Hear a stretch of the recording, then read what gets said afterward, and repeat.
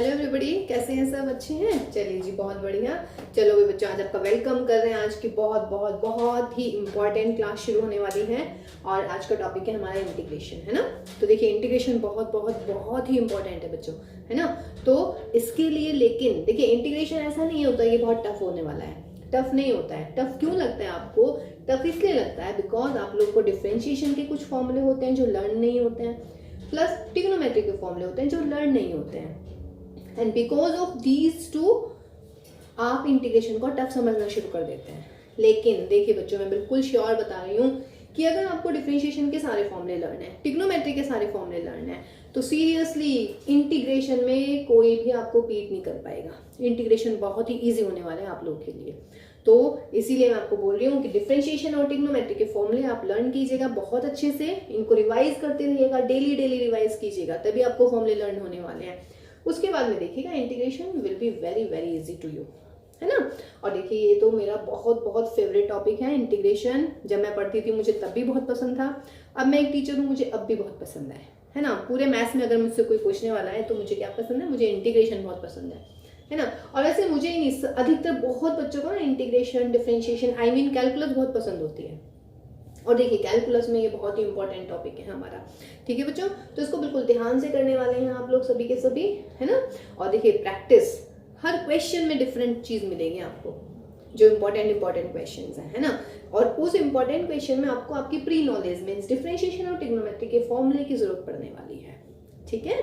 तो चलिए स्टार्ट करते हैं भाई हमारा इंटीग्रेशन, ठीक। तो देखिए, मैंने इंटीग्रेशन को लिखा है, this is the anti derivative. इसको हम पढ़ते हैं एंटी डेरिवेटिव भी हम कहते हैं। कह देंगे या तो इंटीग्रेशन निकालिए या फिर एंटी डेरिवेटिव निकालिए, मींस डेरिवेटिव का अपोजिट हो गया ये, क्लियर है। तो इसका मतलब इंटीग्रेशन को हम क्या बोल सकते हैं? A process reverse to what? To differentiation, है ना। रिवर्सिबल जो प्रोसेस होता है डिफरेंशिएशन का, वो हमारा होता है इंटीग्रेशन, क्लियर है। अब देखिए बेटा, कहने का मतलब मेरा ये हुआ, आपको सिर्फ ये चीज याद रखनी है, ये जो आपको ऑलरेडी हमने लिख रखी है यहाँ पर। देखिए क्या लिखा हुआ है बच्चों यहाँ पे, मैंने लिखा है कि if derivative of a function is equal to G X. Derivative आप पढ़ चुके हैं, किसी फंक्शन का कोई फंक्शन है एफ एक्स, उसका डेरिवेटिव है हमारा जी एक्स। तो इसका मतलब क्या हुआ कि जी एक्स का इंटीग्रेशन वो फंक्शन हो जाता है, यानी कि derivative of F X is equal to if G X है, देन जी एक्स का इंटीग्रेशन वो फंक्शन हो जाता है। ये जो साइन लगाया है, this is the sign of integral sign, इसको हम इंटीग्रल साइन पढ़ने वाले हैं। जो जी एक्स है हमारा वो इंटीग्रैंड होता है, और जो एक्स है उसको हम पढ़ते हैं variable of integration. Is equal to, मैंने एफ एक्स प्लस सी वो लिखा है यहाँ पे, इसको भी मैं डिफाइन करने वाली हूँ, है ना, 2-4 मिनट के बाद में। तो इसको हम आर्बिट्रेरी कांस्टेंट बोलते हैं, ओके। तो ये बात क्लियर है। देखिए कैसे मैं बताना चाह रही हूँ actually. Derivative of sine x क्या होता है? Cos x. Derivative of sine x plus 3 भी क्या होगा? Cos x. बिकॉज 3 का डेरिवेटिव तो कांस्टेंट का डेरिवेटिव तो 0 होने वाला है। ऐसे बेटा, डेरिवेटिव ऑफ साइन एक्स क्या हो जाता है? साइन एक्स का कॉस एक्स, और माइनस के 8/11 इज कांस्टेंट, इसका 0, समझ रहे। तो इसका मतलब इन सब का डेरिवेटिव कॉस एक्स, सॉरी, इन सब का डेरिवेटिव है हमारा कॉस एक्स। तो इसका मतलब क्या हुआ कि इससे देखिएगा, अगर derivative of F X is G X, तो जी एक्स का इंटीग्रेशन एफ एक्स होने वाला है, समझ रहे ना। इसका डेरिवेटिव अगर ये है तो इसका इंटीग्रल ये होएगा। ये तो लिखा है साइन एक्स का डेरिवेटिव कॉस एक्स, इसका मतलब कॉस एक्स का इंटीग्रेशन साइन एक्स। और देखिए प्लस सी लिखा है हमने, प्लस सी का मतलब C is the arbitrary constant. Why? Because देखिए, साइन एक्स प्लस 3 का भी डेरिवेटिव वही होता है, साइन एक्स माइनस 8/11 का डेरिवेटिव भी वही है हमारा, है ना। तो इसलिए मैंने सी को ऐड किया है। देखिए, इसको ना आप इस बात से समझिएगा, एक कंटेनर में मिल्क ले लेते हैं, आप दूध ले लीजिएगा, है ना। तो एक ग्लास से मुझे दूसरे ग्लास में दूध डाल रहे हैं, ठीक। अब सेम मैं बोल रही हूँ भाई, अब दूसरे वाले ग्लास से पहले वाले ग्लास में दूध डालो आप, ठीक है। आपने दूध डाल दिया है, अब आपको लग रहा है क्वांटिटी बिल्कुल सेम है, क्वांटिटी सेम ही है, लेकिन जो ग्लास की, जो हमारी ग्लास का जो सरफेस एरिया है, उस पर तो थोड़ा बहुत तो मिल्क लगेगा ही ना, ठीक है। मतलब बेशक वो 1-2 बूंद ही है, लेकिन वो तो है ना, मीन्स उतना उसमें कम रह गया पहले वाले ग्लास में, तो वो ये सी है। सी मतलब एक आर्बिट्री कांस्टेंट होता है, इसकी वैल्यू जो है आपके हर क्वेश्चन में डिफरेंट निकलने वाली है, ठीक। और अभी जब हम इसको आपको इंटीग्रेशन का डायग्राम बनाएंगे, डायग्राम इन द सेंस इसकी जो एप्लीकेशन कराने वाले हैं अभी, मतलब एप्लीकेशन कहाँ कहाँ यूज होता है आपका इंटीग्रेशन डेली लाइफ में, ठीक है, तो उसमें आपको सी बिल्कुल क्लियर हो जाएगा। लेकिन फिलहाल सी आप ऐसे समझिएगा, sin x का डेरिवेटिव भी cos x है, sin x प्लस 3x का डेरिवेटिव भी cos x है, sin x माइनस 8/11 का डेरिवेटिव भी क्या है हमारा cos x है। इसका मतलब integration of cos x is this, integration of cos x is this, integration of cos x is this. sin x तो सेम है, बस क्या डिफरेंस आ रहा है, कांस्टेंट, यहाँ पे कांस्टेंट 0 था, यहाँ पे 3 था, यहाँ पे माइनस 8/11 है। अब मैं एक एक के लिए अलग अलग थोड़ा ना लिखूंगी भाई, इनफाइनाइट कांस्टेंट होता है, तो मैंने इस यहाँ पे c लिख दिया है, and c is my arbitrary constant, okay, according to the question, according to the conditions, ये हमेशा अलग होने वाला है, ठीक है, ये बात क्लियर हो गई है। बस ये डेफिनेशन है हमारी इंटीग्रेशन की, ठीक। अब देखिए, इसलिए मैंने कहा था कि यदि आपको इंटीग्रेशन में अगर आपको डेरिवेटिव के फॉर्मूले लर्न होंगे तो आपको इंटीग्रेशन के फॉर्मूले लर्न करने में कोई भी दिक्कत नहीं होने वाली है, ठीक है बच्चों। देखिए बेटा, 4 फॉर्मूले लिखे हैं अभी आपको सिर्फ इसमें ये चीज याद रखनी है कि if derivative of some function F X is G X, this implies integration of G X is equal to F X and plus में सम कांस्टेंट सी। सी को हम समझा ही चुके हैं कि कांस्टेंट का डेरिवेटिव क्या होता है बच्चों, हमेशा ही व्हाट 0 होता है। यहाँ पे भी मैं एफ एक्स प्लस सी लिख सकती हूँ, ओके, क्योंकि एफ एक्स प्लस सी का इंटीग्रेशन जी एक्स से हम मान रहे हैं। अब देखिएगा, अपने फॉर्मूले पे आइएगा, डेरिवेटिव ऑफ e की पावर x क्या होता है, e की पावर x होता है, तो इसका मतलब क्या हुआ, e की पावर x का इंटीग्रेशन e की पावर x, ये हमारा पहला फॉर्मूला, प्लस c आपने ऐड करना है। Now derivative of log x क्या होता है बच्चों, 1/x, याद आ रहा है, तो इसका मतलब क्या हुआ, 1/x का इंटीग्रेशन log x। अच्छा, log पे हम हमेशा मॉड लगाते हैं, बिकॉज log x पॉजिटिव कब डिफाइन होता है, व्हेन x इज पॉजिटिव। ये छोटी सी चीजें ध्यान रखिएगा, ओके। नेक्स्ट, a की पावर x का डेरिवेटिव क्या होता है, a raise to power x into log a, तो इसका मतलब क्या हुआ बच्चों, a की पावर x log a का डेरिवेटिव हो गया, सॉरी इंटीग्रेशन हो गया a की पावर x। मुझे सिर्फ a की पावर x का फॉर्मूला चाहिए, तो मैं log a को उधर ले जाती हूँ, बिकॉज कांस्टेंट है, तो इंटीग्रेशन से बाहर निकल जाएगा। इंटीग्रेशन चूंकि किसके रेस्पेक्ट में कर रहे हैं हम, x के रेस्पेक्ट में। What is x here, x is the variable of integration, okay. तो a की पावर dx का इंटीग्रेशन क्या हुआ भाई, a की power x upon log a plus c। Next, x की पावर n प्लस 1 का डेरिवेटिव क्या होता है, n प्लस 1 इंटू एक्स की पावर n, तो इसका मतलब क्या हुआ कि n प्लस 1 x की पावर n का इंटीग्रेशन क्या होने वाला है, x की पावर n प्लस 1 प्लस में कांस्टेंट c। अब x की पावर n का फॉर्मूला निकालना है भाई, तो n प्लस 1 को नीचे लगा दीजिएगा, कोई इश्यू नहीं है। कहने का मतलब बच्चों, सिर्फ मुझे ये याद रखना है, तभी मैंने आपको बोला है कि आपको डिफरेंशिएशन बहुत अच्छा आना चाहिए, एटलीस्ट डिफरेंशिएशन के फॉर्मूले लर्न होने चाहिए, तो आपको इंटीग्रेशन के फॉर्मूले में कोई भी दिक्कत नहीं आने वाली है। इंटीग्रेशन मींस एंटी डेरिवेटिव, यानी कि reverse process of differentiation, clear है, ठीक। तो डेरिवेटिव ऑफ एफ एक्स यदि जी एक्स है, तो जी एक्स का इंटीग्रेशन एफ एक्स हो जाता है, एफ एक्स प्लस सी, ओके। अब नेक्स्ट ट्रिग्नोमेट्री के फॉर्मूले देखते हैं हम कि ट्रिग्नोमेट्री में कैसे आने वाले हैं फॉर्मूले। चलिए देखिएगा, ट्रिग्नोमेट्री के फॉर्मूले से पहले आपके पास में कुछ क्वेश्चंस हैं जो अराइज हो रहे हैं, है ना, तो वो जरा हम पूछते हैं कि इंटीग्रेशन की जरूरत कब कैसे पड़ने वाली है। अच्छा, इंटीग्रेशन मींस एंटी डेरिवेटिव या एंटी डेरिवेटिव, प्रिमिटिव भी हम उसको बोलते हैं बेटा, है ना, मुझे याद नहीं रहा लिखना, बट मैं लिख चुकी हूँ उसको। प्रिमिटिव, एंटी डेरिवेटिव, इंटीग्रेशन, तीनों एक ही बात होती है, okay. Now my question is कि if f dash x is given, यानी कि किसी फंक्शन का अगर डेरिवेटिव गिवन है, तो is it possible to find fx, yes, है ना। And what is that procedure, that procedure is integration. क्योंकि देखिए, किसी फंक्शन का डेरिवेटिव एग्जिस्ट कर रहा है, बिकॉज हमने आपको बताया है कि अगर फंक्शन का डेरिवेटिव एग्जिस्ट कर रहा है और वो gx है, तो इसका मतलब gx का इंटीग्रेशन करेंगे तो fx आने वाला है, समझ रहे हैं। तो ये आपका फर्स्ट आंसर हो गया, yes we can find. Second देखिएगा, is integration is unique, integration की जरूरत कब पड़ी, पता चल गई।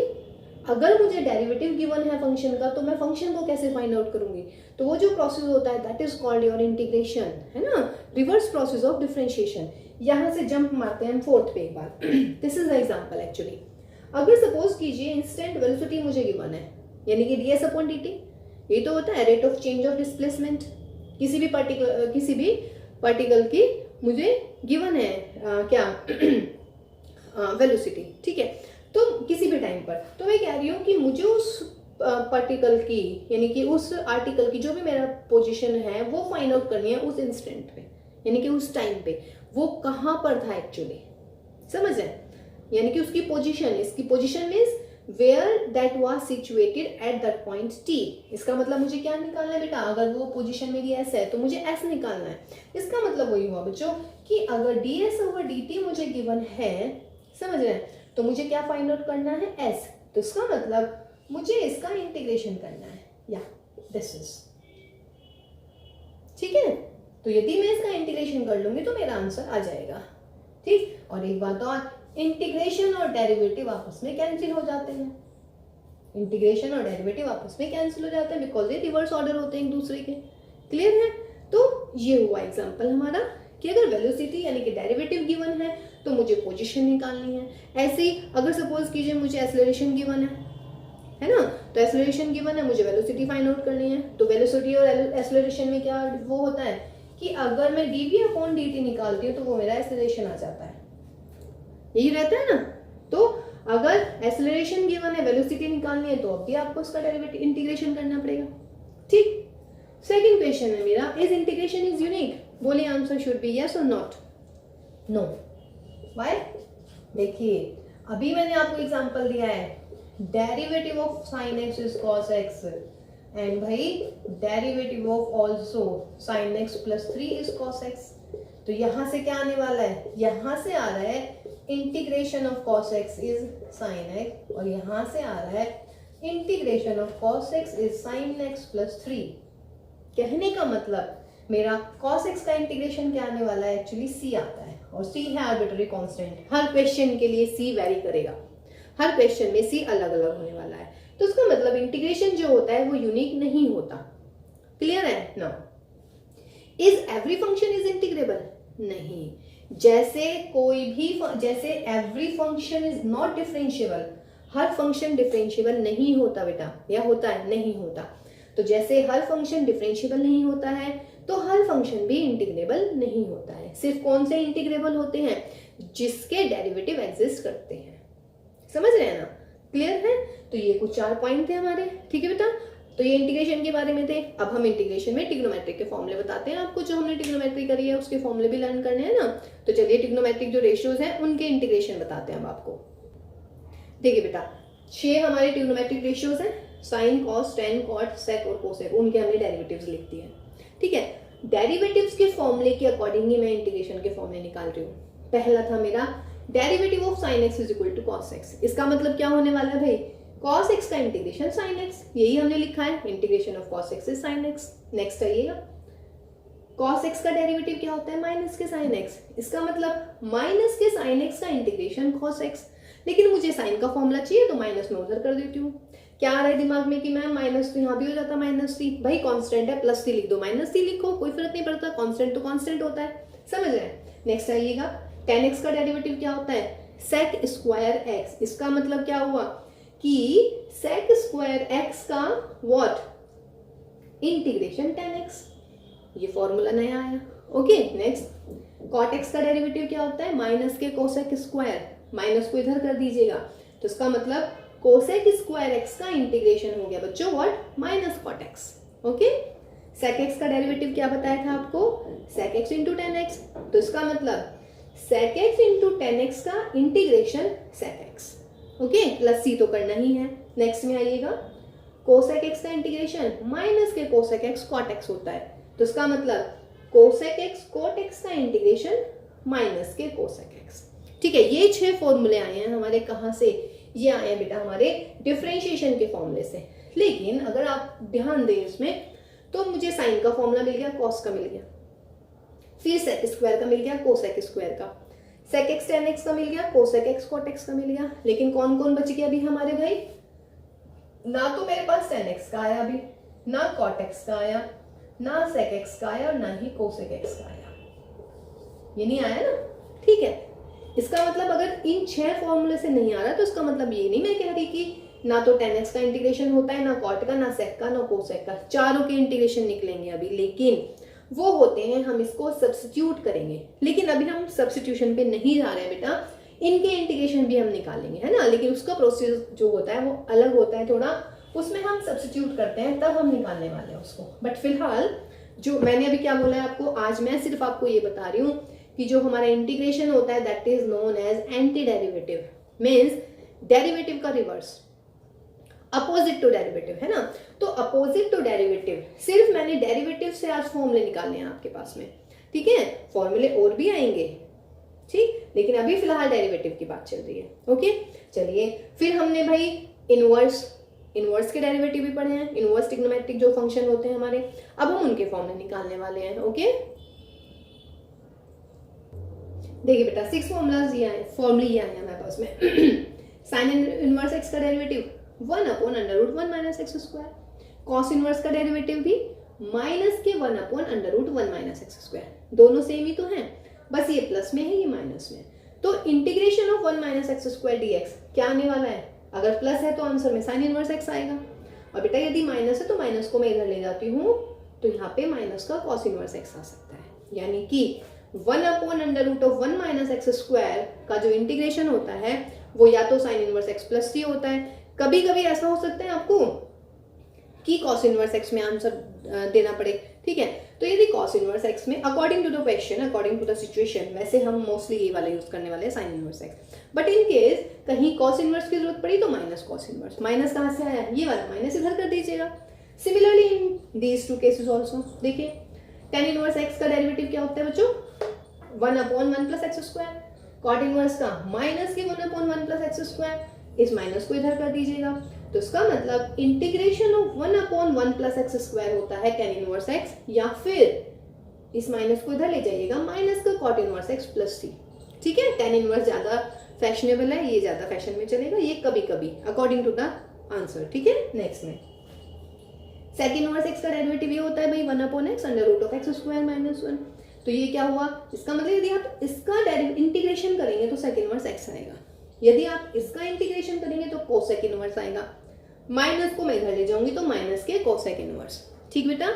तो फिलहाल जो आज के फॉर्मूले हैं हमारे वो हैं integration using derivative, means integration as known as here as read as here anti derivative. तो हमने डेरिवेटिव के जितने भी फॉर्मूले थे डिफरेंशिएशन के, उसको हमने रिवर्स कर दिया है, तो हमारे फॉर्मूले किसके आगे बच्चों, इंटीग्रेशन के। This is the sign of integration, this is the variable of integration, जिसका इंटीग्रेशन आप करते हैं that is known as integrand, ये हम आपको पहले ही बता चुके हैं, ठीक है भाई। तो फिलहाल ये वाले फॉर्मूले कोई दिक्कत नहीं है इसमें हमारे, ठीक है। अब हम इस पे बेस्ड कुछ क्वेश्चंस करने वाले हैं बच्चों। देखो बच्चों, क्वेश्चन करने से पहले ना मैं थोड़ा सा डिफरेंशिएशन और इंटीग्रेशन में डिफरेंस बता रही हूँ आपको, है ना। What is the difference between differentiation and integration. First one is, देखिए all functions are not differentiable, same for integration, all functions are not integrable, ठीक है। नेक्स्ट, डेरिवेटिव हम हमेशा एट ए पॉइंट निकालते हैं, किसी पॉइंट पर निकालते हैं बेटा डेरिवेटिव, लेकिन इंटीग्रेशन हम हमेशा एक इंटरवल पर निकालने वाले हैं। इंटीग्रेशन कभी भी किसी पॉइंट पर नहीं निकलता है, इंटीग्रेशन के लिए हमें पूरा एक इंटरवल होना चाहिए, है ना। इंटरवल मीन्स, अच्छा अभी मैं इसका ज्योमेट्रिकली इंटरप्रिटेशन बताऊंगी तब आपको बिल्कुल क्लियर होने वाला है। ओके, डेरिवेटिव यूनिक होता है, पढ़ चुके हैं हम सारा, differentiation if X is then unique, but integration unique नहीं होता, ये मैं कई बार दे चुके हैं एग्जांपल आपको, है ना। नेक्स्ट, ज्योमेट्रिकली बेटा डेरिवेटिव क्या रिप्रेजेंट करता है, slope of the tangent at any point, ये पढ़ाया हुआ है आपको कि डेरिवेटिव क्या होता है, derivative is the slope of the tangent of the curve at A point. Now ये देखिएगा, ये क्या रिप्रेजेंट करता है, इतना लंबा चौड़ा सा, है ना। अभी आपको लगेगा अरे कवियत्री ने क्या कह दिया है, समझ नहीं आया है, अभी मैं इसको समझा देती हूँ। अभी ना जस्ट मैं डायग्राम बनाने वाली हूँ उसके बाद एकदम, देखिए इंटीग्रेशन जो है वो ज्योमेट्रिकली क्या रिप्रेजेंट करता है, एक फैमिली ऑफ कर्व को रिप्रेजेंट करता है जो पैरेलल होते हैं एक दूसरे के, समझ रहे हैं। मतलब अगर पैराबोला बनेगा तो वो पैराबोला बनते चले जाएंगे एक दूसरे के पैरेलल, लाइन होगी तो वो लाइन पैरेलल बनती चली जाएगी, है ना। जो भी कर्व बनेंगे वो एक दूसरे के पैरेलल बन जाते हैं, ठीक। दूसरी चीज, उन पैरेलल कर्व की क्या विशेषता होती है कि उनकी टेंजेंट जो होती है वो पैरेलल होती है, किस पॉइंट पे, point of intersection of the curve, means जो भी कर्व हैं वो और एक लाइन किसके परपेंडिकुलर होगी, representing the variable of integration means अगर x के रेस्पेक्ट में हम इंटीग्रेशन कर रहे हैं तो लाइन होगी पैरेलल टू एक्स एक्सिस, अगर बच्चों y के रेस्पेक्ट में इंटीग्रेशन कर रहे हैं तो लाइन होगी परपेंडिकुलर टू y एक्सिस। अगर x के रेस्पेक्ट में इंटीग्रेशन कर रहे हैं, आप लोग समझ रहे हैं, अगर x के रेस्पेक्ट में इंटीग्रेशन है हमारा तो perpendicular to x axis line होगी, और यदि y एक्सिस के रेस्पेक्ट में आप y वेरिएबल के रेस्पेक्ट में आप इंटीग्रेशन कर रहे हैं तो हमारी line perpendicular to y axis होने वाली है। वो लाइन और कर्व जहां भी एक दूसरे को इंटरसेक्ट कर रहे हैं, फैमिली ऑफ द कर्व, वो जो पॉइंट ऑफ इंटरसेक्शन होगा उस पर जो आपकी टेंजेंट होगी वो क्या होगी, हमारी पैरेलल होगी। What I mean is here, देखिए मैं ये ऊपर वाले डिफरेंस मिटा रही हूँ ताकि मैं यहीं पे आपको डायग्राम बनाने सिखा देती हूँ उसका, है ना। ये भी क्योंकि देखिए ज्योमेट्रिकली आप डिफरेंशिएशन, आपको पता है कि ज्योमेट्रिकली डिफरेंशिएशन क्या होता है, स्लोप ऑफ द टेंजेंट। अब हम आ रहे हैं इंटीग्रेशन पर। एग्जाम्पल देखिएगा बेटा,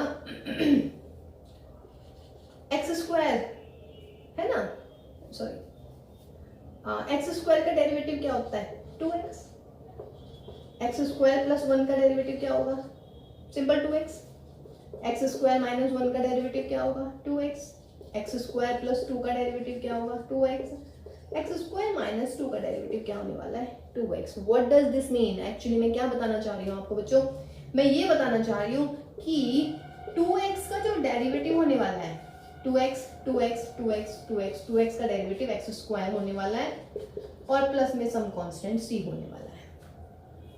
यही मतलब हुआ ना, एक्स स्क्वायर प्लस c, यानी कि ये फंक्शन है मेरा और ये इसका क्या हो गया है, इंटीग्रेशन हो गया है। अब देखो बच्चों, एक्स स्क्वायर अगर मैं पैराबोला बनानी शुरू करूं, इधर ही बना देती हूँ, y is equal to X square, ये बन गया मेरा पैराबोला, ठीक है। फिर मतलब मुझे इसे बनाने हैं पैराबोलाज, तो ये बन गया मेरा पहला parabola y is equal to X square. फिर बच्चों y is equal to X square plus 1 बना लेते हैं, ये ऐसे बन जाएगा, ये हुआ मेरा y is equal to X square, y is equal to X square plus 1। अगर मैं कहूँ -1, लीजिए भाई ये थोड़ा नीचे आ जाएगा, पैरेलल बनेंगे सारे, तो ये एक्स स्क्वायर -1 बन जाएगा, ठीक है ना। फिर अगर हम दूसरी बात करें तो y इज इक्वल टू ये बनेगा मेरा एक्स स्क्वायर माइनस 2, और अगर बच्चों ऐसे करूंगी तो ये पैरेलल बनेगा मेरा y is equal to X square plus 2। ये पैराबोलाज हो गए। व्हाट इज दिस, ये तो मैं लिख रही हूँ एक्स स्क्वायर प्लस c की वैल्यू यदि 0 है तो ये रहा पैराबोला, 1 है तो ये रहा, -1 है तो ये, 2 है तो ऊपर, -2 है तो नीचे। What are these are parallel parabolas, यानी कि दिस इज ए फैमिली, देखिए रहा family of curve parallel to each other, होगी पहली condition true, parallel to each other है, और दूसरी चीज क्या कही है, having parallel tangent at the point of intersection of the curve of the family with the line perpendicular to the axis representing the variable. Variable क्या है आपका इंटीग्रेशन का x, इसका मतलब अगर मैं x इज इक्वल टू, ये मैंने एक लाइन ड्रॉ कर दी है, x इज इक्वल टू 1 पे मैंने लाइन ड्रॉ कर दी है, मैंने क्या कहा है पैरेलल परपेंडिकुलर लेनी है एक लाइन, किस कौन से एक्सिस के परपेंडिकुलर लेनी है, अरे भैया हाँ, उस एक्सिस के परपेंडिकुलर लेनी है जो इंटीग्रेशन का वेरिएबल है। इंटीग्रेशन का वेरिएबल हमारा x है, ये लाइन सीधी होनी चाहिए बेटा, ठीक है। तो ये मैंने x इज इक्वल टू 1 पे लाइन खींच दी है। क्या कहा है, point of intersection of the family of curve, first point, ये सेकंड पॉइंट, ये third point, this is fourth point, this is fifth point. इस पे टेंजेंट निकालनी है, this is tangent, this is tangent, this is the tangent, this is the tangent, and this is the tangent. What is the characteristic of these tangents? Yes, these are the parallel. Clear हो गया? तो this is my geometrically interpretation of integration. Geometrically representation of integration. देखिए इसलिए मैंने ये मिटाया नहीं है, आप इसको कोरिलेट कीजिएगा। मैंने क्या बोला है, इसे छोड़िएगा, मैं ऐसे बता रही हूँ फिलहाल कि geometrically interpretation जो होता है इंटीग्रेशन का, वो क्या रिप्रेजेंट करता है, that represent a family of curves which are parallel to each other, parallel दिख रहे हैं, and the tangent are also parallel at the point of intersection with the curve and the line perpendicular to the axis of integration, sorry axis of which is the variable of integration. Clear हो गया बेटा, यही मैंने यहाँ लिखा था, इसका मैंने यहाँ पे डायग्राम बना था। दिया। तो ज्योमेट्रिकल इंटरप्रिटेशन क्लियर हुआ, इंटीग्रेशन का ज्योमेट्रिकल इंटरप्रिटेशन, ठीक है। तो देखिए आज की क्लास में हमने इंटीग्रेशन के फॉर्मूले करे हैं बेटा यूजिंग डेरिवेटिव्स। क्योंकि आज वाली जो डेफिनेशन है मेरी इंटीग्रेशन है वो एंटी डेरिवेटिव बताया मैंने आपको जस्ट अभी, है ना। ज्योमेट्रिकली इंटरप्रिटेशन मैंने आपको बताया है, इंटीग्रेशन के फॉर्मूले बताए हैं, लेकिन कुछ फॉर्मूले रह भी गए हैं। इसका मतलब ये नहीं है कि वो फॉर्मूले नहीं है, लाइक 10x रह गया है, कॉट रह गया है, सेक रह गया है, कोसेक रह गया है। वो हम कराएंगे कि जब हमारे पास में जब हम इंटीग्रेशन यूजिंग सब्स्टिट्यूशन सीखेंगे, है ना। तो फिलहाल अभी हम आपको फर्स्ट एक्सरसाइज करा रहे हैं इंटीग्रेशन के लिए। चलिए बच्चों एक्सरसाइज नंबर 7.1 हम शुरू कर रहे हैं। देखिए मैंने क्वेश्चन नंबर 6 से शुरू किया है। एक्चुअली जो शुरू के 5 क्वेश्चन है वो है एंटी डेरिवेटिव वाले, है ना, यूजिंग फॉर्मूला। वो अभी हम एंड में करने वाले हैं, फिलहाल देखिएगा। अच्छा एक बात और, जो आपकी फर्स्ट एक्सरसाइज है उसमें सिर्फ वही फॉर्मूले यूज करने हैं जो अभी तक हमने डेरिवेटिव से फाइंड आउट किए हैं, समझ रहे हैं, उसी वाले फॉर्म में अभी हम करने वाले हैं।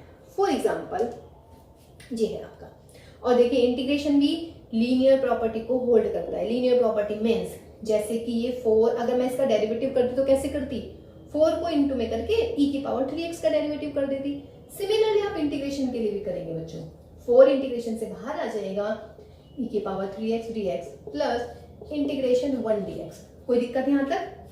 देखिए लीनियर प्रॉपर्टी होती है भाई इंटीग्रेशन में भी, मतलब प्लस है तो बीच में प्लस आ जाएगा, माइनस है तो माइनस आ जाएगा। इनटू के लिए अलग होता है, वो हम आईलेट के अकॉर्डिंग करने वाले हैं, उसको हम पढ़ते हैं इंटीग्रेशन बाय पार्ट्स, वो बाद की बात है। अभी फिलहाल हम बिल्कुल स्टार्टिंग वाला इंटीग्रेशन कर रहे हैं, बिल्कुल सिंपल वाला इंटीग्रेशन, है ना। जो हमने आपको फॉर्मूले बताया सिर्फ वही यूज करने हैं अभी आपने इसमें, ठीक है। अब देखिए बच्चों ये हुआ 4e की पावर 3x dx और ये प्लस का 1 और ये मेरा dx, ठीक है। इसका मुझे इंटीग्रेशन निकालना है भाई, ठीक। अच्छा ये भी देखिए लीनियर आ गया है, ये भी एक्चुअली इस एक्सरसाइज का क्वेश्चन नहीं था, लेकिन चलिए फिलहाल ये आया है तो हम इसको करते हैं।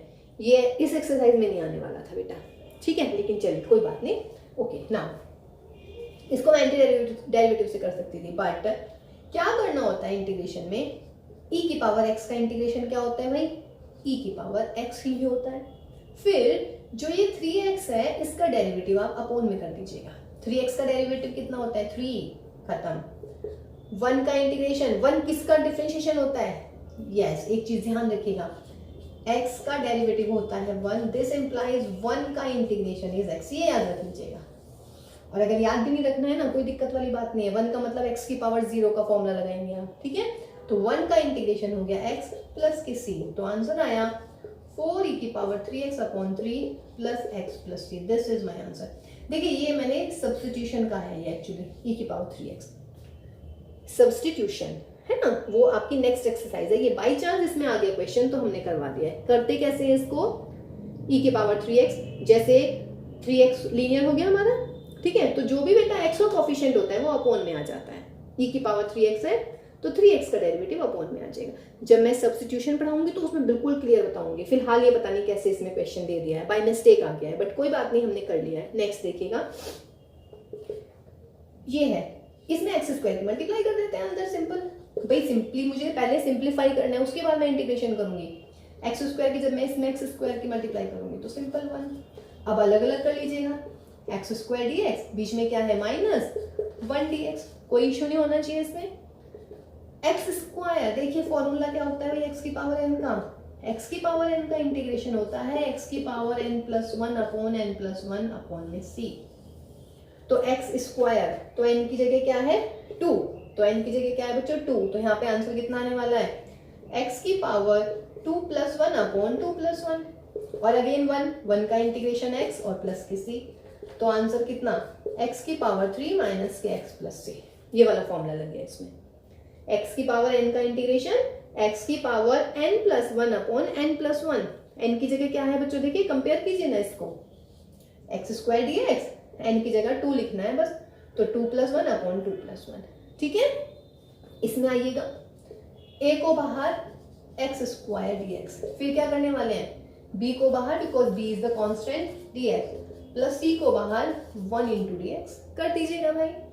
एक्स स्क्वायर का इंटीग्रेशन x की power 3 upon 3 b into x, x का मतलब x की पावर 1, तो x की पावर 1 यानी कि n की जगह 1, तो 1 plus 1 means x square, upon 1 + 1 यानी कि 2 प्लस c और 1 का इंटीग्रेशन x और प्लस के, अच्छा यहाँ पे c ऑलरेडी आया तो मैं इसको c1 लिख देती हूँ, क्योंकि 2 c नहीं आ सकते ना, ऑलरेडी c था तो मैंने c1 लिख दिया। k लिख दीजिएगा आप, कांस्टेंट है, इट्स अप टू यू। तो दिस इज योर आंसर बच्चों, ax³ / 3 bx² / 2 प्लस के cx और प्लस का c1। कोई दिक्कत नहीं इसमें, सिंपल बेटा इन दोनों क्वेश्चंस में x की पावर n का फॉर्मूला लगाएं, ये लीनियर प्रॉपर्टी होगी हमारी। e की पावर 3x का e की पावर x की इंटीग्रेशन, फिर जो x के साथ में लिख रहा है लीनियर यदि होता है तो अपॉन में 3 आ जाता है। ये हम करवाएंगे जब सब्स्टिट्यूशन करने वाले हैं। तो नेक्स्ट देखते हैं, नेक्स्ट पार्ट्स क्या है हमारे इसके।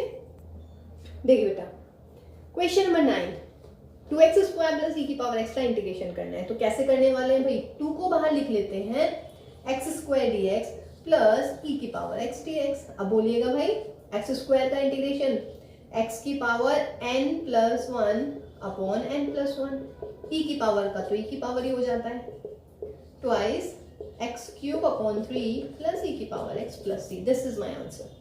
इसका मतलब एक्सपोनेंट एक ऐसा फंक्शन हो गया, याद हो तो, जिसका डेरिवेटिव भी e की पावर x होता है और क्या इंटीग्रेशन भी e की पावर x होता है ना। चलिए जी, ये देखिएगा, √x - 1 अपॉन √x का होल स्क्वायर है भाई, तो होल स्क्वायर कैसे करूं, यस a - b का होल स्क्वायर ओपन कर लेते हैं, क्योंकि अभी मुझे पता ही नहीं है इसके अलावा, मुझे सिर्फ ये पता है x की पावर n का इंटीग्रेशन क्या होता है, e की पावर x का क्या होता है, 1 अपॉन x का क्या होता है, a की पावर x का, और साइन कॉस वगैरह वगैरह का, है ना।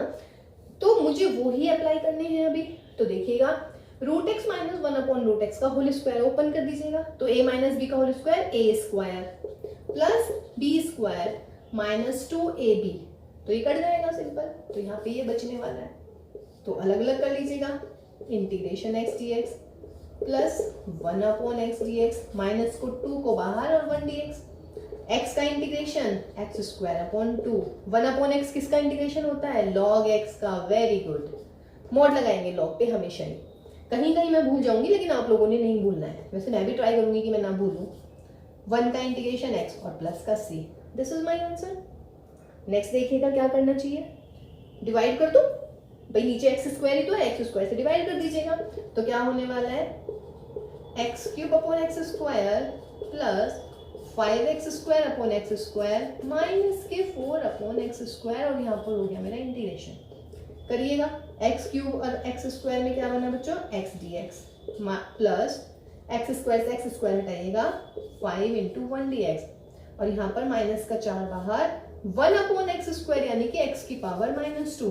कोई इश्यू यहाँ पे, x³ अपॉन x² से एक x बचा, x² से x² सिर्फ 5, 1 आ गया, x की पावर -2 को ऊपर ले गए। चलिए जी, x का इंटीग्रेशन बोलिए, x² अपॉन 2। ध्यान रखिएगा, ज्यादा से ज्यादा मेरे जो साइंटिस्ट हैं वो क्या करने वाले हैं, मेरे मैथमेटिशियंस, x का इंटीग्रेशन 1 लिख देते हैं। बच्चों बिल्कुल ध्यान रखना है बेटा, x का इंटीग्रेशन कर रहे हैं आप, इंटीग्रेशन हमेशा बढ़ता जाता है पावर में x में, डिफरेंशिएशन में कम हो जाता है। 1 का इंटीग्रेशन 0 नहीं होगा, 5 × x होगा। अब ये देखिएगा, x की पावर n वाला फॉर्मूला लगाइएगा, तो -n + 1 अपॉन -n + 1 और प्लस के c। तो आंसर देखिए कितना आने वाला है, x² अपॉन 2 5x, और ये मिलेगा भाई माइनस का 4, x की पावर -1 माइनस माइनस प्लस होने वाला है, x² अपॉन 2 प्लस के 5x प्लस के 4, और बेटा x की पावर -1 को मैंने x अपॉन में लिख दिया। देखिए कितना इजी हुआ है ना, ठीक है। अच्छे लग रहे हैं ना क्वेश्चंस। देखिए इंटीग्रेशन बच्चों बहुत ही इजी है, मैं बार बार बोल रही हूँ, बस आपको डिफरेंशिएशन आना चाहिए।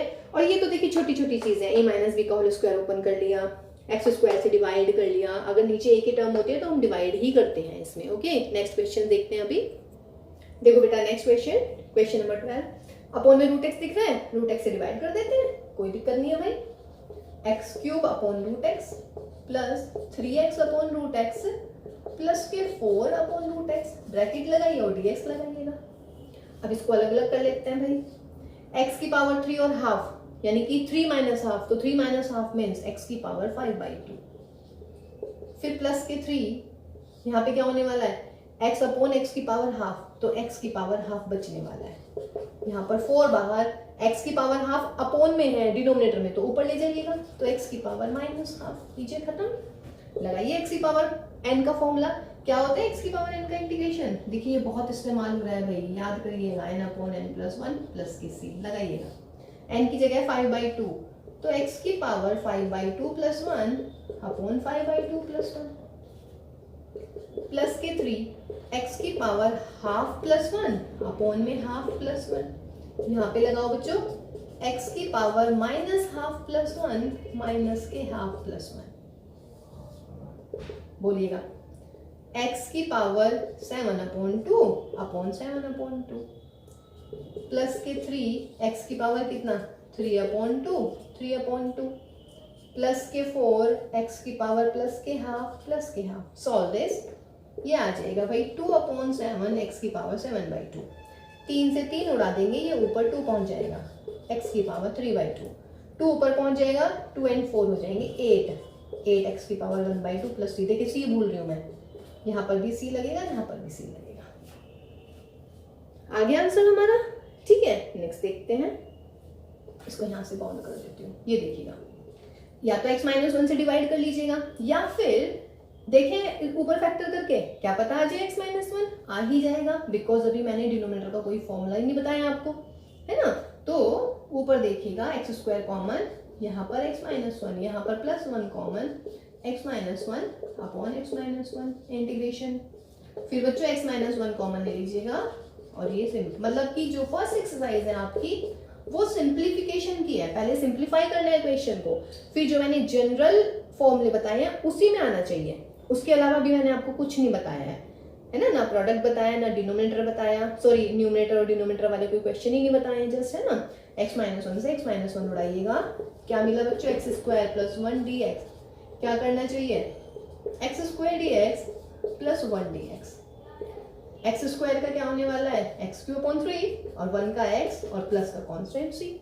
याद है x², देखिए n की जगह 2 लिखे यहाँ पे, तो 2 + 1 अपॉन 2 + 1 तो x की पावर 3/3, 1 का इंटीग्रेशन x और constant c। Got my point ना।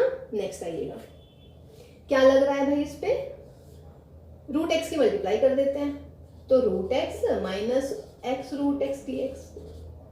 अब क्या करें भाई, ये हो गया x की power half, what is this, power 1 और पावर हाफ ऐड हो जाएंगी 3/2। नाउ इंटीग्रेशन अलग अलग कर देते हैं भाई, इंटीग्रेशन ऑफ x की power half dx minus integration of 3/2 dx। Half formula लगाइए, n की जगह हाफ लिखिएगा, तो क्या आने वाला है आंसर, x की पावर हाफ + 1 अपॉन हाफ + 1, ये आता है ना, माइनस x की पावर n यानी कि 3/2 + 1 अपॉन n + 1 यानी कि 3/2 + 1 प्लस का c। सॉल्व दिस, तो क्या आने वाला है आंसर भाई, x की पावर 3/2 अपॉन 3/2, यहाँ पे माइनस x की पावर 5/2 अपॉन 5/2 और प्लस का व्हाट c ऊपर ले जाइएगा, तो क्या हो गया भाई 2/3 x की पावर 3/2 माइनस 2/5 x की पावर 5/2 और प्लस के व्हाट c। देखिए अच्छे थे क्वेश्चन, इजी है ना, इंटरेस्ट भी आ रहा है आई थिंक आप लोगों को। यस, यही इंटरेस्ट होना चाहिए, आई से इंटरेस्ट, आई से इंटीग्रेशन, है ना, दोनों का कॉम्बिनेशन बनाइएगा और फिर देखिएगा इंटीग्रेशन करने में कितना मजा आने वाला है आप लोगों को। देखो बेटा क्वेश्चन नंबर 15, 16 एंड 17 क्या करने वाले हैं, √x की मल्टीप्लाई कर देते हैं अंदर, है ना, तो कीजिएगा x², चलिए लिख ही लेते हैं, √x × x² प्लस के 2√x × x प्लस के 3√x और इन सब का क्या होने वाला है भाई, इंटीग्रेशन करिएगा। 3 पावर हाफ और 2 तो ये हो जाएगी 3x की पावर 5/2 इंटीग्रेशन, 3 को बाहर निकाल दिया, यहाँ से 2 को बाहर निकाल दीजिएगा, x की पावर 1/2 3/2, फिर भाई 3 को बाहर और x की पावर व्हाट हाफ। आंसर बोलिए, x की पावर 7/2 अपॉन 7/2, फिर यहाँ पर x की पावर 5/2 अपॉन 5/2, x की पावर 3/2 एंड 3/2 एंड प्लस के c। Solve this, 2 3 6, 6 upon 7 x की पावर 7/2, 2 को ऊपर पहुंचा देंगे, 4 अपॉन 5 x की पावर 5/2, 3 से 3 कट जाएगा, प्लस के 2 x की power 3/2 and what this plus के c। ओके, इसको क्या करें भाई, अलग अलग कर लेते हैं, इंटीग्रेशन लीनियर प्रॉपर्टी को होल्ड ही करता है, तो 2 को बाहर इंटीग्रेशन x dx, यहाँ पर -3 बाहर integration cos x dx plus e की पावर x dx। x का इंटीग्रेशन x² 2, cos x का integration sin x minus sin x नहीं होता है, ध्यान रखिएगा, और e की पावर x का e की पावर x और प्लस के c, 2 से 2 उड़ा दीजिएगा, x² माइनस के 3 sin x प्लस e की power x plus c। This is my answer. Next पे आइएगा 17 पे, 2 को बाहर बच्चों x² dx माइनस 3 बाहर sin x dx प्लस के 5 बाहर अंडर रूट x का मतलब x की पावर हाफ करिएगा, ट्वाइस x² का इंटीग्रेशन x³ 3, sin x का इंटीग्रेशन माइनस के cos x प्लस का 5 x की पावर कितना 3/2n 3/2n प्लस के c। Solve this, 2/3x³ plus के 3 cos x, 2 ऊपर हो जाएगा, 10/3 x की पावर 3/2n प्लस का c। ओके, नेक्स्ट क्वेश्चन देखते हैं। देखो बेटा, अब आगे ट्रिग्नोमेट्री वाले हैं ना। फर्स्ट है sec x into sec x plus tan x। ओफो, थोड़ी टेंशन होगी देख के कि भाई ये तो प्रोडक्ट में आ गया है, कैसे करें इसको, ये तो sec x into sec x plus tan x आ गया है, मैम ने कोई प्रोडक्ट का रूल ही नहीं बताया अभी तक, तो उसका मतलब छोड़ देंगे इस सवाल को, हैं? नहीं छोड़ेंगे। क्या करने वाले हैं हम, मैंने कहा था ट्रिग्नोमेट्री बहुत बढ़िया होनी चाहिए, तो ट्रिग्नोमेट्री पे पहुंचते हैं हम। मल्टीप्लाई करके देख लेते हैं भाई, sec x और sec x की मल्टीप्लाई क्या होती है, sec² x और sec x plus tan x। हाँ जी, हुई थोड़ी सी खुशी, यस, बिकॉज मुझे sec² x का इंटीग्रेशन भी पता है और मुझे sec x tan x का भी पता है, तो क्या हो जाएगा ये सवाल, sec² x dx plus sec x tan x dx। अब बोलिएगा sec² x का integration, very good, tan x, और sec x tan x का इंटीग्रेशन sec x, और आंसर में c और कांस्टेंट में ऐड कर देंगे। देखिए कितना इजी हो गया। यहाँ पे ऐसा लग रहा था ये कौन सा सवाल आ गया भाई, इसको कैसे करेंगे, लेकिन मैंने आपको क्या बोला है, मुझे sin x का इंटीग्रेशन पता है, cos x का पता है, sec² x का पता है, cosec² x का पता है, sec x tan x का पता है, cosec x cot x का पता है, तो मुझे फिलहाल सारे क्वेश्चन उसी फॉर्म में लेके आने हैं। समझ रहे हैं? इसको देखिए, ये तो और टफ लग रहा है, sec² cosec², पर मैम ने तो अब ऐसे करेंगे आप इसको कि sec² का ऊपर कर देंगे, cosec² का नीचे कर देंगे, हैं? ये करने वाले हैं क्या? यस, मुझे लग रहा है आप करेंगे इसका इंटीग्रेशन tan x और cosec का होता है माइनस cot x, और answer C. That is wrong, गलत है बेटा, ये नहीं होएगा इसमें। मैंने आपको ऐसे थोड़ा ना बताया कि क्वेश्चन टूल में ऐसे लगता है, ये नहीं ना। अब आप ये देखिएगा, अपनी ट्रिग्नोमेट्री यूज कीजिएगा यहाँ पर, है ना। तो ट्रिग्नोमेट्री में अगर याद हो आपको तो क्या समझाया था 9th में, जब आपको 10th में ट्रिग्नोमेट्री पढ़ाई थी, यही बताया था कि बेटा क्वेश्चन को साइन और कॉस में लाने की कोशिश करो। अगर sec और cosec से नहीं हो पा रहा है तो sec हो गया मेरा व्हाट, 1/cos², और cosec क्या हो गया, 1/sin²। अब ये क्या मिलने वाला है मुझे, sin² x cos² x। कोई दिक्कत इसमें नहीं ना। एंड व्हाट इज दिस बच्चों, दिस इज tan²। फिर वही दिक्कत आ गई भाई, tan² को तो मैम ने सिखाया ही नहीं है अभी तक, मैम ने तो सिर्फ sec² समझाया है और हमारे पास tan² x है। तो क्या कोई फॉर्मूला बताया है मैम ने आपको ट्रिग्नोमेट्री में कि tan² को कैसे मैं कन्वर्ट करूं sec² में? ये बात क्लियर है या नहीं है? देखिएगा, tan² आ गया, tan² का मैंने अभी तक आपको कुछ नहीं सिखाया है, अभी सिर्फ मैंने आपको sec² का मुझे पता है, साइन का पता है, कॉस का, साइन कॉस यहाँ लगने वाले नहीं है, sec² का बताया लेकिन मैंने आपको इंटीग्रेशन। तो आप इस tan² को sec² में चेंज कर लो। कैसे चेंज होएगा भाई, यस, sec² x - 1। कहने का मतलब आपको क्वेश्चंस को जो प्री फॉर्मूले हैं उनमें लेके आना है, जो मुझे यूजिंग डेरिवेटिव मिले हैं। गॉट माई पॉइंट ना। नाउ अब इसको अलग कर देते हैं बेटा, sec² x dx और -1 dx। sec² x का क्या होता है, tan x, वेरी गुड, और 1 का x। This is my answer, है ना। कितना इजी हो गया बेटा। तो इसीलिए मैं कह रही थी बेटा कि इंटीग्रेशन के लिए डिफरेंशिएशन, ठीक, प्लस ट्रिग्नोमेट्री आनी चाहिए। इसमें देखिएगा, ये तो और भी टफ लग रहा है। देखिए ये थोड़ा सा लग रहा था, फिर ये हुआ भाई, इसमें तो अपोन में भी आ रहे हैं, क्या करा जाएगा अपोन में। अपोन में यदि एक ही टर्म है तो डिवाइड कर दीजिएगा और कुछ नहीं करेंगे इसमें। 2/cos² x minus 3 sin x upon cos square x, 2 upon cos square, 1 upon cos क्या होता है sec, तो ये हो गया भाई 2 sec स्क्वायर x। और इसको कैसे लिख सकते हो, sin अपॉन cos यानी कि 10 और 1 अपॉन cos, क्योंकि cos स्क्वायर है ना तो cos को ऐसे लिख दो अलग अलग करके, cos cos, तो sin अपॉन cos 10 और 1 अपॉन cos क्या हो गया sec। अब बताइएगा, खुश हो गए सारे? Yes, twice of sec square x dx, minus 3 बाहर, और बच्चों sec x इंटू में 10x dx। sec square x किसका इंटीग्रेशन? 10x का, बहुत बढ़िया। और sec x 10x किसका होता है? sec x का। या दिस इज योर आंसर। तो देखिएगा, सिंपल क्वेश्चन हम ले आए हैं इसमें, इजी थे ना बेटा? तो देखिए इस क्वेश्चन में अलग हुआ, इस क्वेश्चन में कुछ अलग हुआ, इस क्वेश्चन में कुछ अलग हुआ, इसीलिए मैं कह रही हूँ इंटीग्रेशन को बहुत मन लगा के कीजिएगा बेटा, तब इंटीग्रेशन आपको बहुत अच्छा लगने वाला है, आपका फेवरेट होने वाला है इंटीग्रेशन, है ना? और देखिए हर क्वेश्चन में अलग अलग हुआ कुछ, है ना? बस सिर्फ मुझे ये ध्यान रखना था कि मुझे इनको प्री फॉर्मूले वाली फॉर्म में लाना था, या तो sec स्क्वायर को sec स्क्वायर में लाना था, या sec x इंटू 10x, या फिर cosec x into cot x, या फिर sin और cos, या e की पावर x, या a की पावर x, या 1 अपॉन x, है ना? समझ रहे हैं ना? चलिए बेटा, जो स्टार्टिंग के क्वेश्चंस थे कह रहे थे कि फाइंड द एंटी डेरिवेटिव, है ना?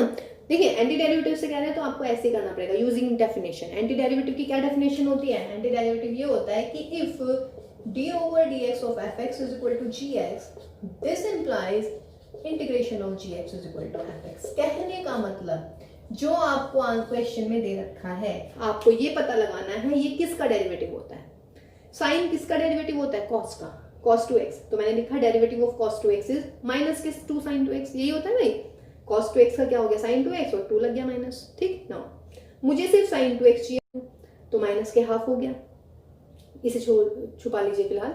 तो माइनस के हाफ cos 2x का डिफरेंशिएशन हो गया sin 2x, ये लगाइएगा। अच्छा, प्लस सी भी आएगा या हाँ जी, तो चलिए इसे हटा ही देते हैं, नेक्स्ट क्वेश्चन में लिख लेते हैं। हाँ जी, तो माइनस के हाफ को मैं लिए लगा, क्योंकि मुझे एग्जैक्टली sin 2x चाहिए था यहाँ पर। तो sin 2x यानी कि डेरिवेटिव ऑफ माइनस के हाफ cos 2x हो गया sin 2x। लगाइए फॉर्मूला, fx का डेरिवेटिव gx है तो gx का इंटीग्रेशन fx, तो इसका मतलब क्या होगा बच्चों? sin 2x का इंटीग्रेशन माइनस के half cos 2x n plus के c। Got my point? Next पे आइएगा, cos 3x का पूछ रहे हैं anti derivative using formula. Direct भी बताएंगे हम इसको जब नेक्स्ट एक्सरसाइज करवाएंगे हम सब्स्टिट्यूशन वाली, लेकिन फिलहाल एंटी डेरिवेटिव की बात चल रही है तो हम इसको एंटी डेरिवेटिव से बताने वाले हैं। बोलिए बच्चों, cos 3x किसका डिफरेंशिएशन होता है? sin 3x में आता है, तो sin 3x का हो गया 3 cos 3x। बट मुझे क्या चाहिए? मुझे सिर्फ cos 3x चाहिए, तो जो ये 3 है मैं इसको इधर ले आती हूँ, ठीक है? c मैंने ऐड कर दिया, नहीं भी करेंगे कोई इशू नहीं है। तो derivative of 1 upon 3 sin 3x is cos 3x। मुझे क्या चाहिए? इसका मतलब cos 3x का इंटीग्रेशन हो जाएगा 1 upon 3 sin 3x, and plus में सम कांस्टेंट तो हम ऐड ही करेंगे। ओके, देखिए भाई next question, question number 3, e की पावर 2x पूछ रहे हैं, इसका एंटी डेरिवेटिव निकालिएगा। तो चलिए देखते हैं भाई, e की पावर 2x किसका डेरिवेटिव? e की पावर 2x का ही होता है, डेरिवेटिव ऑफ e की पावर 2x। ये तो आपको सोचना पड़ेगा भाई, है ना? तो e की पावर 2x का डेरिवेटिव 2e की पावर 2x, लेकिन मुझे 2 नहीं चाहिए तो 2 को मैं इधर ले आती हूँ, 1 अपॉन 2 हो गया। लगाइएगा ये फॉर्मूला, तो इसका मतलब क्या हुआ? e की पावर 2x का इंटीग्रेशन इज 1 अपॉन 2 e की पावर 2x, यानी कि एंटी डेरिवेटिव एंड प्लस में some constant c। Okay, next में आइएगा, ax प्लस b का स्क्वायर है बच्चों, तो स्क्वायर किसका डेरिवेटिव होता है? क्यूब का। तो derivative of ax plus b का क्यूब निकाला हमने, क्या होता है इसका क्यूब का derivative? 3 into ax plus b का होल स्क्वायर, और ax है तो a आ गया, तो ये आ गया 3a ax प्लस b का होल स्क्वायर। किसका एंटी डेरिवेटिव चाहिए मुझे? ax प्लस b का, ax प्लस b का होल स्क्वायर चाहिए, तो ये एक्स्ट्रा प्लेयर लग रहा है मुझे, तो इस 3a को मैं इसके अपॉन में ले आती हूँ।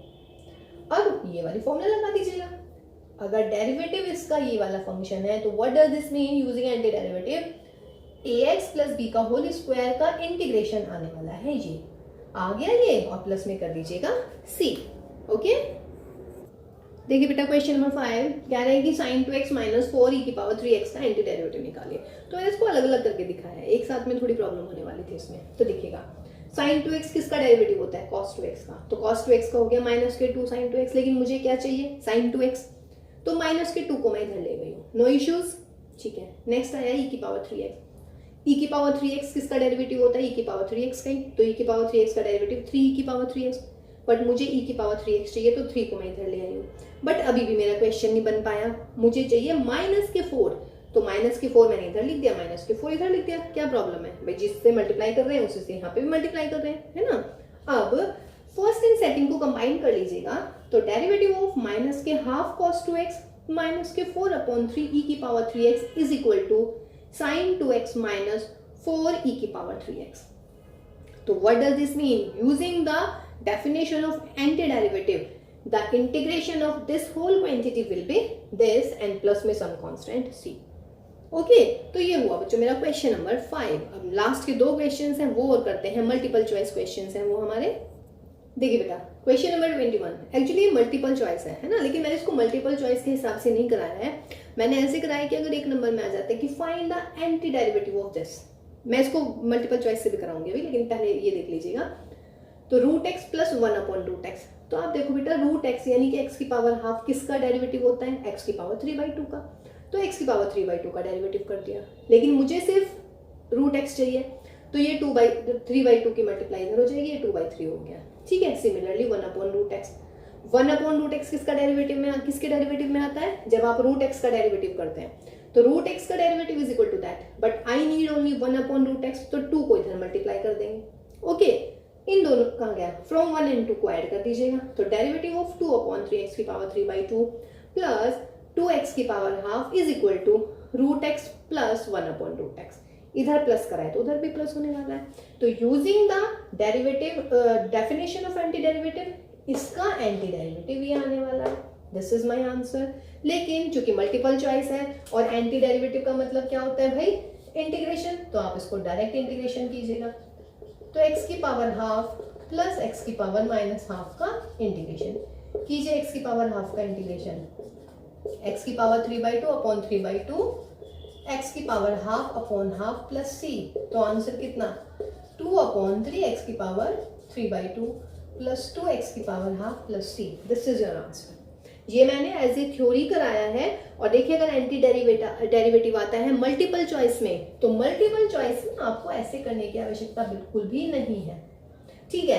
एंटी डेरिवेटिव का मतलब इंटीग्रेशन ही निकालना है, तो x की पावर n का फॉर्मूला लग रहा है दोनों में, तो ऑप्शन सी इज करेक्ट, ठीक है।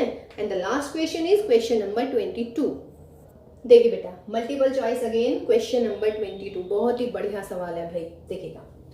Derivative of fx is equal to that and f2 is equal to 0 given है, तो फाइंड fx निकालना है आपने।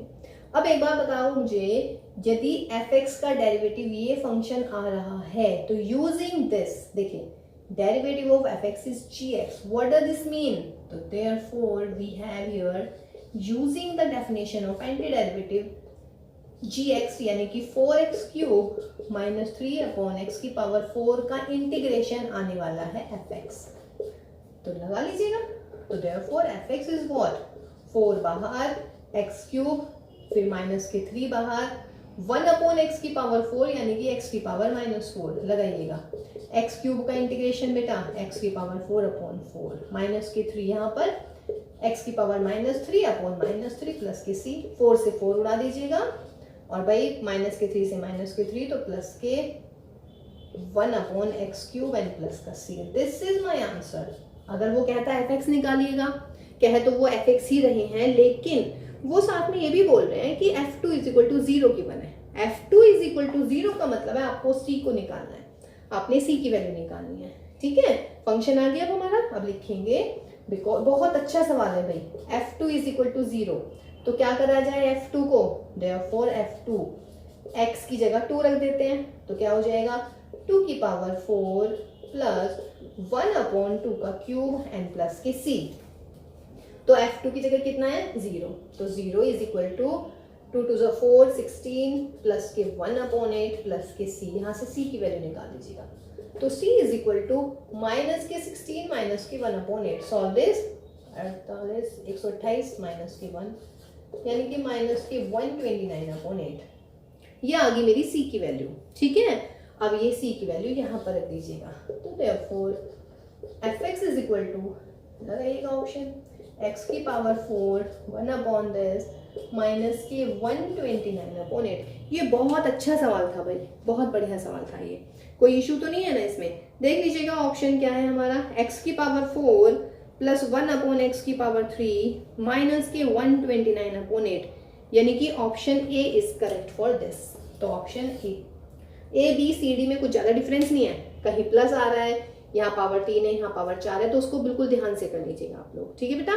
तो ये हमारी एक्सरसाइज नंबर 7.1 हुई है इंटीग्रेशन की, और इंटीग्रेशन को आज हमने समझाया आपको एंटी डेरिवेटिव वाले तरीके से, ठीक है। इंटीग्रेशन का अगर आप मीनिंग देखेंगे ना तो वो होता है एक्यूमुलेशन मीन्स इकट्ठा करना, वो हम आपको नेक्स्ट वाली क्लास में बताएंगे, ठीक है। उससे मतलब इसका एक और मीनिंग होता है, ओके। तो फिलहाल आज की क्लास में बेटा इतना ही, 7.1 का पूरा सॉल्यूशन हुआ है ना। व्हाट इज इंटीग्रेशन ये आपको बताया है, एंड इंटीग्रेशन के फॉर्मूले बताए हैं, कुछ फॉर्मूले और रह गए हैं, वो नेक्स्ट टू नेक्स्ट क्लास में डिस्कस करने वाले हैं, और हमने इसका ज्योमेट्रिकली मीनिंग भी आपको समझाया है इस क्लास में, ठीक है। तो नेक्स्ट क्लास में मिलते हैं। नेक्स्ट क्लास में भी ना हम ऐसे ही कुछ क्वेश्चन करेंगे, और अभी हम सब्स्टिट्यूशन पे नहीं जाने वाले हैं। नेक्स्ट क्लास में 15-20 क्वेश्चन और करने वाले हैं, एनसीईआरटी के अलग करने वाले हैं, है ना, from RD, from exemplar and from RS. Agarwal, ठीक है। उसमें से कुछ क्वेश्चन और करेंगे फॉर योर प्रैक्टिस, ठीक है। तो चलिए बच्चों, ध्यान रखिएगा सब अपना, घर में रहिएगा, सेफ रहिएगा, अपने आप भी सुरक्षित रहिए और दूसरों को भी सुरक्षित रखिएगा। तो बच्चों take care and bye bye.